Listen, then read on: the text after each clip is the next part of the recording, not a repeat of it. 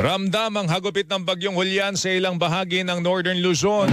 Sa Batac, Ilocos Norte, ilang kalsada po ang binaha matapos pong umapaw ang mga kanal. Sa lungsod naman ng Lawag, nag-aalala ang mga magsasaka sa banta ng bagyo sa kanilang mga pananim na palay, lalo't malapit na po itong anihin. Sa Quirino, Ilocos Sur, hindi na madaanan ang sasakyan ng spillway dahil sa pagtaas po ng level ng tubig sa ilog kung saan 5 barangay ang apektado.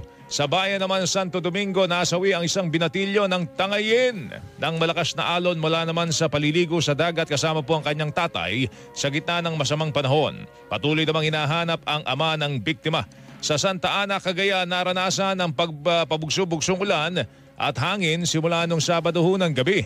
At dahil po sa bagyo, bantay sarado ang 9 na coastal barangay doon dahil sa banta ng storm surge o daluyong. Ayon po sa Cagayan